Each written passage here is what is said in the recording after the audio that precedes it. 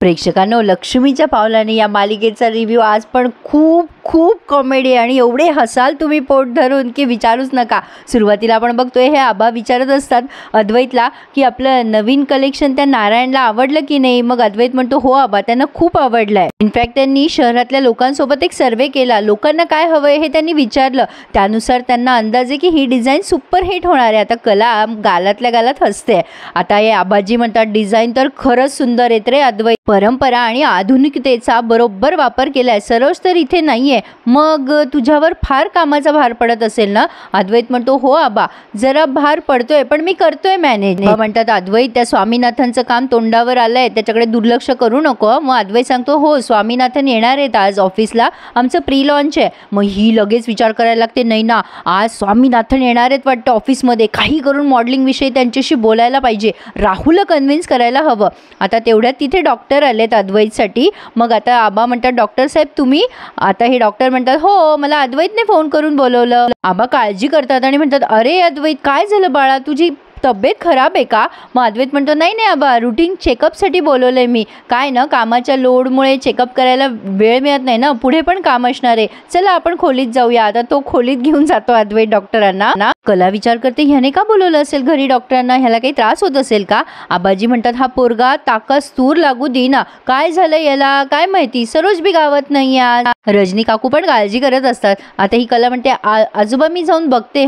कला आता वर जाते बेडरूम मध्ये। आता नैना या राहुलला खुणवते की खोलीत ये म्हणून। राहुल तिच्या मागे मागे खोलीत जातो, पण रोहिणी या दोघांना लांबून बघत असते बरं का। राहुल म्हणतोय तुला काही होतंय का, त्रास होतोय का काही? आता नैना म्हणते उगाच मला कशाला काय होईल। राहुल म्हणतो नाही अनयसा डॉक्टर काका आले तर दाखवून घे ना। नैना म्हणते नाही रे मला काही होत नाहीये, ऐक ना मी तुझ्यासोबत आज ऑफिसला आले तर चालेल का? रोहिणी यांना अशी बघतीये लांबून। राहुल म्हणतो ऑफिसला, तुला कशाला यायचं ऑफिसला? मग नैना म्हणते हे बघ मला ना तुझ्यापासून काही लपवायचं नाहीये, मी तुला म्हटले होते ना मला मॉडेलिंग करण्यामध्ये इंटरेस्ट आहे। आज तुमच्या ऑफिसमध्ये ते स्वामीनाथन येणार आहेत ना, त्यांच्या ज्वेलरीच्या न्यू लॉन्चसाठी त्यांना नवीन मॉडेल हवी आहे, तर मी येऊ का? म्हणजे मागे मी त्यांच्याशी बोलली या संदर्भात, प्लीज प्लीज नाही म्हणू नकोस ना। मग आता राहुल म्हणतो वेळ लागलाय का? मग नैना म्हणते असं नाही नको रे म्हणूस, अरे लहानपणापासून माझं मॉडेल बनण्याचं स्वप्न आहे रे। मग राहुल म्हणतो अगं तुला नाही म्हणायला मला वेळ लागलाय का?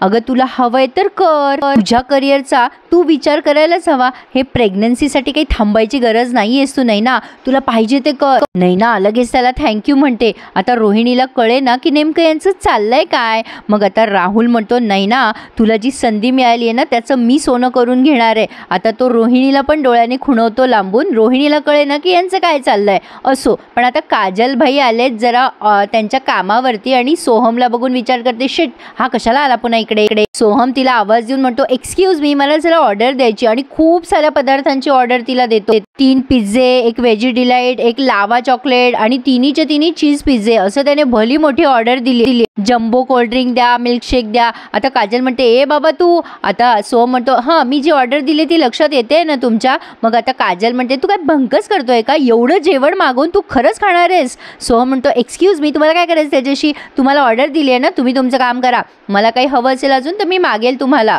माझ्याकडे प्रचंड वेळ आहे, आज मी इथे बसून स्केचेस काढणार आहे, जा जा माझी ऑर्डर घेऊन या। आता काजल त्याच्यावर चिडत असते। मग सोहम म्हणतो मनातल्या मनात काय हो तुम्हाला कळत कसं नाही, मी ऑर्डरी दिल्या ना जास्ती की मग तुमचं कमिशन वाढेल। मग आता काजल विचार करते की काहीतरी भानगड आहे। मग ती म्हणते त्याला एक रप्पकन देऊ का तुला, काय चाललंय तुझं केव्हाचं, आणि तुम्ही काय लावलंयस, एवढं मोठं जेवण मागवलंय ते काय जेवणार आहेस का तू खरंच, आणि नीट बोलायचं माझ्याशी। सोहम म्हणतो काय ही काय तुमची कस्टमर पॉलिसी आहे का, नाही असं वागता का तुम्ही कस्टमरशी? मग आता काजल तिथे असलेले ते फूल त्याच्या डोक्यावर मारत असते।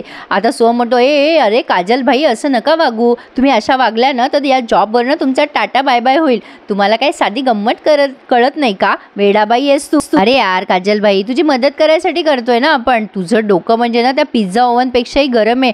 पण एक सांगू का गुंडेश्वर काय आहे ना, तू अशी वागत राहिलीस ना तर इकडचे सगळे कस्टमर पळून जातील ना। काजल म्हणते अरे यार आपण असंच तसंच बोलतो, त्याला काय करणार आपण, तू शिकवणार का आपल्याला नीट बोलायला, बोल. मग सोम म्हणतो येस डन, आजपासून मी तुझी ट्रेनिंग सुरू करणार, आजपासून मी तुला सगळं शिकवेल, पण त्याआधी तू माझी ऑर्डर घेऊन ये आणि मग बघू आपण.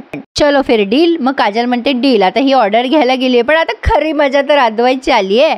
आता ते डॉक्टर म्हणतात काय झालं अद्वैत, तुला काळजी करण्यासारखं आहे का, तू असं रूममध्ये का बोलवलंस मला. कला याचं बोलणं चोरून ऐकत असते. अद्वैत म्हणतो डॉक्टर मला ना जरा रात्री प्रॉब्लेम आहे, म्हणजे हा प्रॉब्लेम गेल्या काही दिवसापासून खूपच वाढला आहे. आता कला विचार करते अरे बापरे चांदेकरला काय त्रास होतोय, हा काही लपवत तर नाहीये ना. अद्वैत म्हणत असतो की मी कसं सांगू डॉक्टर तुम्हाला. डॉक्टर म्हणतात अरे अद्वैत असं फॉर्मल होऊ नकोस, डॉक्टर आणि वकील यांच्यापासून काही लपवायचं नसतं, आणि मी खूप वर्षापासून तुमचा डॉक्टर आहे, तू स्वच्छ आणि निर्भीड मनाने सत्य सांग बरं, काय त्रास होतोय तुला. तरी पण अद्वैत जरा काचकूच करत असतो सांगायला, ते मला ते असं. डॉक्टर म्हणतात अरे नको काळजी करू, जे काही असेल ते तुझ्यात आणि माझ्यात राहील. ॲज अ डॉक्टर तुला जेवढ्यात बेस्ट ट्रीटमेंट असेल ना ती मी तुला देईन. अद्वैत म्हणत असतो ते रात्री जो प्रॉब्लेम आहे ना तो रात्री आता कला तिथे येते. अद्वैत तेवढ्या डॉक्टरांना सांगतो की मी रात्री खूप घोरतो, काही असेल उपाय तर सांगा ना. मग कलाला बघून तो तू काय करतेस इथे, तू तुझ्या रूममध्ये जा. डॉक्टर म्हणतात अरे असं का बोलतोयस तिला, ही तिची पण रूम आहे ना, आणि तू रात्री घोरतोस तेव्हा ती असतेस ना तुझ्यासोबत. मग आता कला म्हणते काही हरकत नाही आहे डॉक्टर, त्याला जर तुमच्याशी एकांतात बोलायचं असेल तर बोलू द्या, मी आहे बाहेर. कला आता तिथून निघून जाते, पण आता अद्वैत ती निघून जाईपर्यंत तिच्याकडे बघत असतो आणि मग तो डॉक्टरांशी बोलतो. आता ही कला खाली आल्या आल्या सगळेजण काळजीने विचारतात काय ग कला काय झालं. आबाजी म्हणतात काय ग सुनबाई काय झालं. आता रजनी काकू म्हणतात अगं कला सांग ना काय झालं. कला हसत असते, त्या म्हणतात अगं का हसतीयस असं, सरोज वहिनी पण गावात नाहीये आणि काय झालंय नेमकं काही सांगशील का.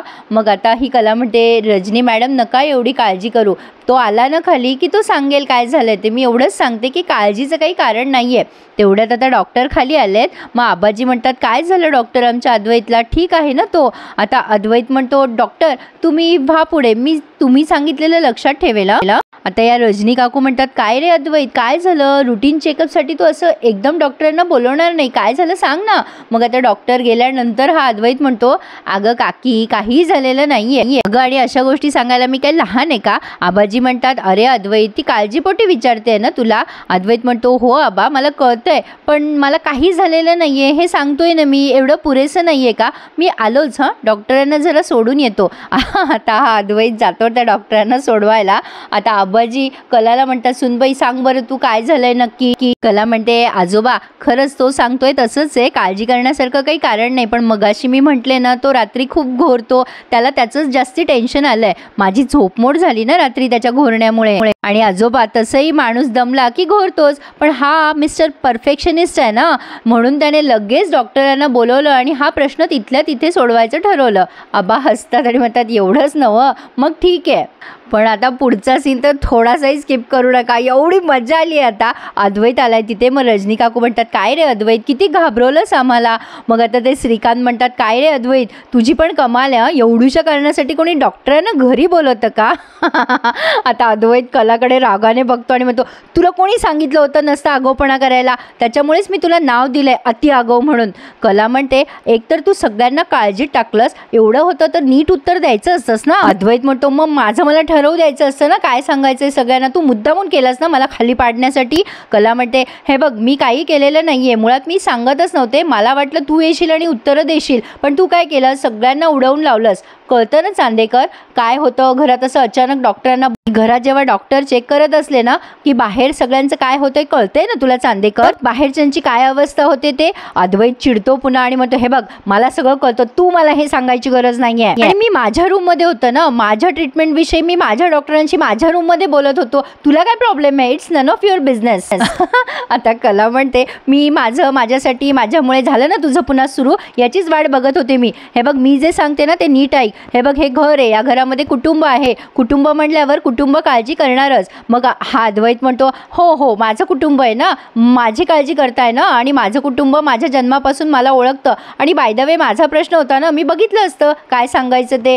आजोबाचा चांगला टाइमपास झालाय. आता अद्वैत म्हणतो माझा प्रश्न होता ना, मी सांगितलं असतं सगळ्यांना काय सांगायचं ते. आता कला म्हणते तुझा प्रश्न होता ना, मग डॉक्टरांना क्लिनिकमध्ये जाऊन भेटायचं असतं. अद्वैत म्हणतो मी बिझी असतो ना, मग मी माझ्या कन्व्हिनियंटनुसार बोलवलं त्यांना घरी, तुला काय प्रॉब्लेम आहे. मग कला म्हणते माझं असं असतं, माझं तसं असतं. झालं पुन्हा सुरू तुझं, मी हेच करतो, मी तेच करतो, हे झालं ना पुन्हा तुझं सुरू. अद्वैत म्हणतो छोट्याशा गोष्टीचा केवढा इश्यू करतेस ग तू. कला म्हणते हे बघ मुळात मी इश्यू करतच नाहीये. घोरणं ना ही नैसर्गिक क्रिया आहे. आणि तुला माहिती आहे का, वैज्ञानिक निष्कर्षानुसार 30% माणसं घोरतात, ती सुद्धा रोज. आणि एवढंच नाही, ताण असेल किंवा एखादा माणूस दमला असेल तर घोरण्याचं प्रमाण 1 लाखामध्ये 45,000 ते 50,000 इतकं असतं. अद्वैत म्हणतो हो हो माहिती आहे मला, तू काय आता माझी शिकवणी घेणार आहेस का. कला म्हणते शिकवणी नाही घेते मी, हे सगळं ना सर्वसामान्य माणसांना माहीत असतं, पण तू बाबा तू तर असाधारण आहेस ना. अरे बाबा चांदेकर तू असामान्य आहेस ना. मग आता अद्वैत म्हणतो हो हो अगदी बरोबर आहे. आणि खरे एका निष्कर्षानुसार ही माहिती पण समोर आली आहे की चोंबड्या व्यक्तींचं प्रमाण ना आजकाल फारच वाढलं आहे. म्हणजे चोंबड्या व्यक्तीचं प्रमाण वाढत चाललं आहे आणि एक चोंबडी माझ्यासमोर उभी आहे. आता ही कला म्हणते एकतर तू नक्की ठरव, मी चोंबडी आहे की चोंबडी आहे मी की आगव आहे, हे तू एकदाच ठरवून घे हा चांदेकर. आता या आजोबांचा चांगला टाइमपास झालाय. आता अद्वैत म्हणतो तू फक्त आगवच नाही अति आगव आहे, जाऊ द्या माझ्याकडे कुठे वेळ आहे. मग कला म्हणते माझ्याकडेही वेळ नाहीये.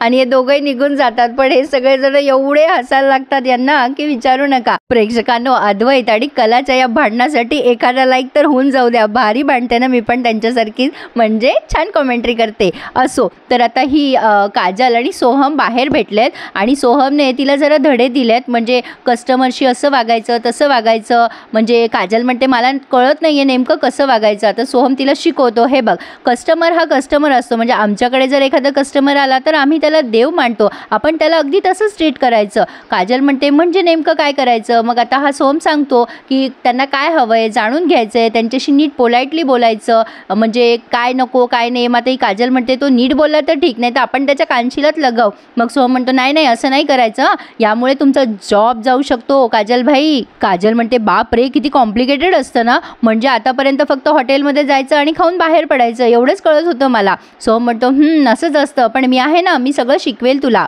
तो तिला शिकवतो की असं छान हसायचं त्यांच्यासमोर वगैरे वगैरे. आणि मग बऱ्याच वेळ समजून सांगितल्यानंतर म्हणतो ठीक आहे आजच्या पुरती शिकवणी पुरेच झाली, आता तुला उशीर होईल ना. मग आता काजल म्हणते ओके बॉस, बघ आता मी कशी भारी करते सगळं. आणि मग ती तिच्या कामाला निघून जाते आणि हा त्याच्या घरी जातो. असो तर आता इकडे ही नैना पोहोचली ऑफिसमध्ये. नैना राहुलला म्हणते हे बघ मी ऑफिसला आली आहे खरी, पण त्या अद्वैतला कळलं तर आणि त्याला आवडलं नाही आणि तो काही बोलला तर. राहुल म्हणतो नैना जरा चिल, मी आहे ऑफिसमध्ये आणि मी पण या ऑफिसचा मालक आहे, तुला हवं तेव्हा तू इथे येऊ शकते. तेवढ्या ते स्वामीनाथन आले आहेत. मग आता राहुल त्यांना गुड मॉर्निंग करतो. मग राहुल त्यांना म्हणतो अद्वैत यायचं आहे, जरा उशीर होतोय, म्हणजे तुम्हाला चालेल ना. मग ते स्वामीनाथन म्हणतात की नाही अद्वैतला लेट नाही झालाय, मीच जरा लवकर पोहोचलोय. आता राहुल म्हणतो तुम्ही चहा कॉफी काय घेणार. मग ते नारायण म्हणतात ठीक आहे मला काही नको आहे. मग आता राहुल गेल्यानंतर नैना लगेच म्हणते गुड मॉर्निंग सर, म्हणजे तुम्हाला आठवतं का मी मागच्या वेळेला म्हटले होते तुम्हाला मला मॉडेलिंगमध्ये इंटरेस्ट आहे आणि ॲक्च्युली मला त्याच संदर्भात बोलायचं होतं.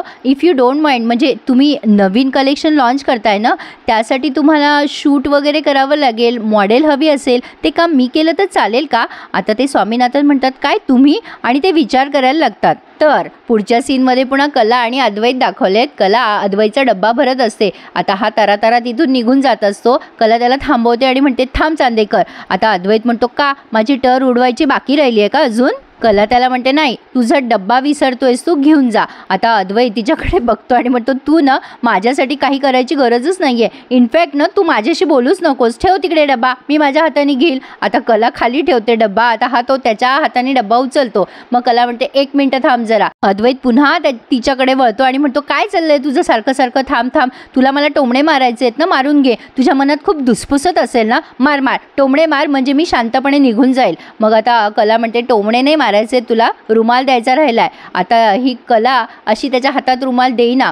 चिडतो अद्वैत आणि म्हणतो काय खेळ सुरू आहे तुझा, दे ना रुमाल. कला म्हणते रुमाल असा हातात नसतात देत. अद्वैत म्हणतो हे काय नवीन. कला म्हणते रुमाल हातात दिला ना की भांडणं होतात असं म्हणतात. मग आता अद्वैत म्हणतो अरे वा, तू तर जसं काही भांडतच नाहीस माझ्याशी कधी, दे पटकन रुमाल नाहीतर खरंच भांडशील. आता कला तो रुमाल टेबलवर ठेवते आणि अद्वैत राग ते घेऊन जातो. आणि प्रेक्षकांनो, कलाला अद्वैतची ही स्टाईल आता आवडायला लागली आहे बरं का. कला अद्वैतवर खूप इम्प्रेस होती असं त्यांनी दाखवलं आहे. तर आजचा भाग तर पूर्ण झाला आहे, पण प्रेक्षकांना उद्या तुमच्या डोळ्यातनं 100% पाणी येणार आहे हसताना. कारण पुढच्या प्रोमोत त्यांनी काय दाखवलं आहे, ही कला झोपलेली असते. अद्वैतने भला मोठा बांबू घेतला आहे आणि त्या कलाला सारखं उठवत असतो टोचून, ए घोरतोय का गं मी खरे. आता ही कला खूप वैतागत असते, चांदेकर झोप ना गपचूप, नाही घोरते सांगितलं ना मी तुला. हा पठ्ठ्या कसला झोपतोय, त्याला काही झोप येईना. तो पुन्हा एकदा तिला उठवतो आणि म्हणतो मी खरंच घोरतोय का खरे. मग आता ती चिडते आणि म्हणते नाही रे बाबा नव्हता घोरत तू. तो पुन्हा कलाला उठवतो. शेवटी ही कला तो बांबू घेऊन त्याला मारायला लागते आणि म्हणते चांदेकर तुझ्या हातानं मी. आणि आता सकाळी उठल्या त्याला पुन्हा विचारायचं असतं तिला की मी रात्री घोरलो का. कला अशी मागे वळते तेव्हा कलाचे ओले केस सरपकन त्याच्या गालावर लागतात आणि त्याची रिॲक्शन खूप भारी होती. आता कला जात असते तेव्हा मनात म्हणत असतो पलट पलट. अद्वैत मनात विचार करत असतो की खरेची झोप झालेली दिसत नाहीये, म्हणजे मी रात्री घोरलो की काय, आता मला खरं कसं कळणार. आता ही कला खाली निघून जात असताना हा तिच्या मागे मागे करत असतो आणि म्हणत असतो मनातल्या मनात पलट खरे पलट. म्हणजे त्याला विचारायचं आहे की रात्री मी घोरलो होतो की नाही. म्हणजे हा स्वतः झोपत नाही आणि तिलाही झोपू देत नाही. प्रेक्षकांनो, तुम्हाला माझ्या आवाजात ऐकायला आवडत असेल ना ही मालिका तर नक्की माझ्या चॅनलला सबस्क्राईब करा. आणि आजचा रिव्ह्यू कसा वाटला मला नक्की कमेंट करून कळवा. हा मी तर फार एक्सायटेड आहे उद्याचा रिव्ह्यू बघण्यासाठी आणि एपिसोड ऐकण्यासाठी. तुम्ही आहात ना, मग नक्की कमेंट करा आणि लाईक करायला विसरू नका. धन्यवाद.